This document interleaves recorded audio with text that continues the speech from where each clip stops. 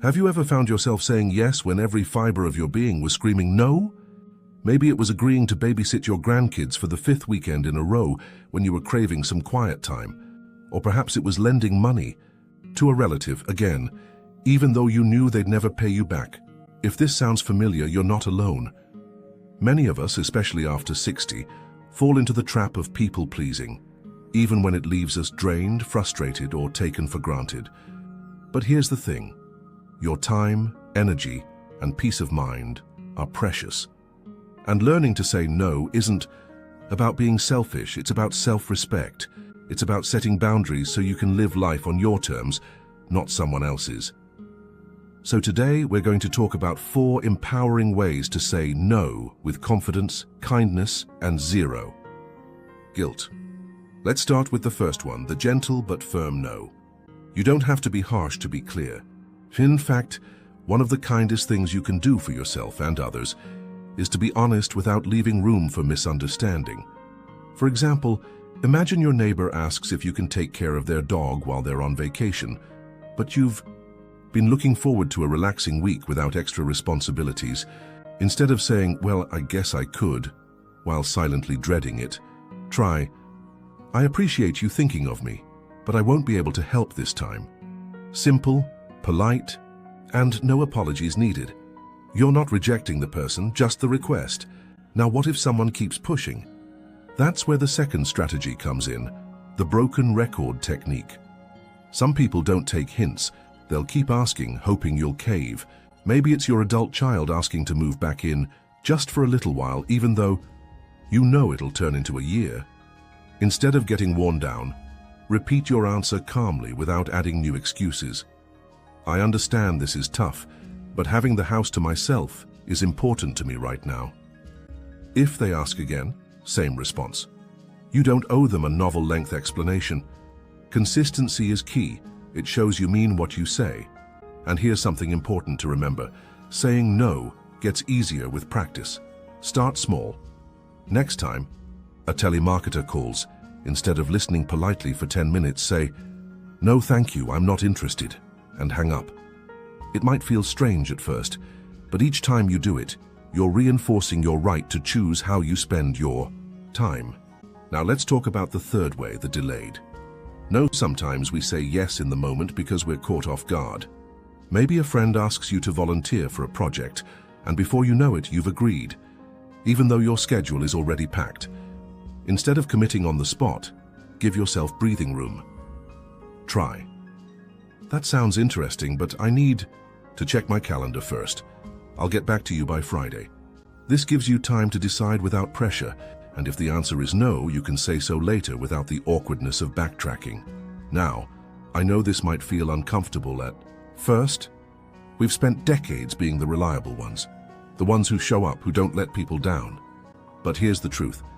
You've earned the right to put yourself first sometimes, and the people who truly care about you will respect that. So let's pause here.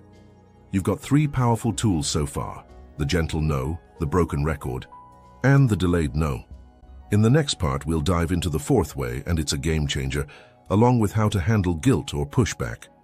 Because yes, you can set boundaries without feeling like the bad guy. But before we go on, I'd love to hear from you.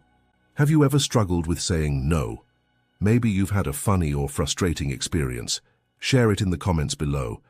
And if this resonated with you, give this video a thumbs up. It helps more people find it. You know, one of the biggest fears about saying no is the worry that people will think less of us. Maybe you've even told yourself, "If I say no, they'll stop asking me altogether," or "They'll think I'm not a good friend, family member." But here's what I've learned. People who truly value you will respect your honesty. And those who only want you for your yes, well, that tells you something important about the relationship. So let's talk about the 4th way to say no. And this one is especially powerful, the no with an alternative. This is perfect when you want to help, but not in the way they're asking. For example, say your sister asks you to drive her to a doctor's appointment across town, but you've already got a full day planned. Instead of just saying no and maybe feeling guilty, you could offer another solution. "I can't take you this Tuesday, but I'd be happy to help you look into ride-share options or see if another family member is free. You're still supportive, just on your own terms. This works beautifully with grandkids too. If they beg you to host their sleepover this weekend but you're exhausted, try not this time. But how about we plan a special movie night next month instead? You're not shutting them down, you're redirecting to something that works. For both of you. Now let's address the elephant in the room. Guilt. Even when we know we should say no, that nagging feeling creeps in. Am I being selfish? Will they be upset? Here's the thing.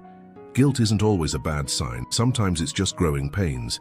You're breaking an old habit of putting everyone else first, and that takes practice. One trick? Ask yourself, if the roles were reversed, would I want them to say yes out of obligation? Probably not. You'd want them to take care of themselves. So why hold yourself to a different standard? And what if someone does push back or act disappointed? That brings us to our next strategy, the empathetic but unshakable. Now, some people, especially those used to getting their way, might try to negotiate, guilt trip, or even act hurt.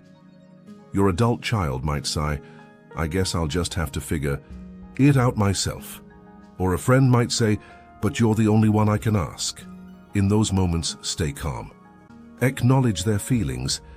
I know this isn't what you were hoping for, but don't backtrack. You're not responsible for managing their emotions. Remember, a manipulative reaction says more about them than about you. And the more you hold your ground, the more they'll learn to respect your boundaries. Now let's talk about a sneaky way obligation creeps in. The assumed yes. This happens when people don't even ask. They just expect you'll say yes. Maybe your neighbor assumes you'll always take in their packages, or your book club assumes you'll host every month. The key here, don't wait for them to ask. Proactively set the boundary. Just a heads up, I won't be able to host this month. Would someone else like to volunteer? No drama, no over-explaining, just clarity. This is especially important with family traditions too. Maybe you've always hosted Thanksgiving, but it's become more exhausting than joyful. Instead of silently resenting it, say early, this year I'd love to celebrate together, but let's try a potluck at someone else's place. I'll bring the pie. Change doesn't have to be a confrontation. Now, I know this might feel like a lot to take in, but here's the good news. Every time you say no to something you don't want, you're saying yes to something you do, whether it's rest, a hobby, or just the freedom to decide in the moment. In the next part, we'll wrap up with how to handle those rare but tough situations where someone won't take no for an answer, plus how to make boundary setting feel natural over time. Because this isn't about becoming a different person. It's about finally giving yourself permission to be you, without apology. But before we go on, have you ever used any of these strategies? How did it go? Let's chat in the comments. And if you're finding this helpful, don't forget to like and subscribe for more honest conversations about life after 60. You know, there's a beautiful freedom that comes with this stage of life, a chance to finally put down the weight of other people's expectations. But sometimes, even with all these tools, we run into someone who just won't accept our no. Maybe it's a persistent salesperson, a family member who's mastered the guilt trip, or a friend who treats your time like it's theirs to claim. So let's talk about how to handle those stubborn situations with grace and without backing down. When no gets tested, standing firm. Without apology, we've all met that one person who treats boundaries like a negotiation.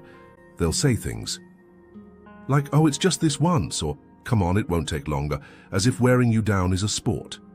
Here's the secret. They're counting on your politeness to override your limits. So the moment you feel that pressure, take a breath and remember, you don't owe them your compliance. Try this response. I've already given you my answer, and I need you to respect that. Simple, unemotional, no wiggle room. If they keep pushing, repeat it like a calm, kind, broken record. You're not being rude, you're teaching them how to treat you. And if they try the classic, but you did it last time, that's when you pull out, my circumstances have changed. No further explanation needed.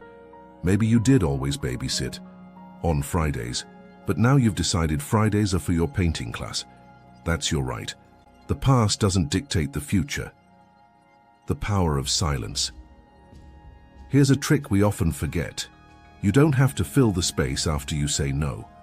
When you start justifying, "I'd love to, but I've got this thing, and then the doctor said no," you're handing them ammunition to argue. Instead, try saying your piece.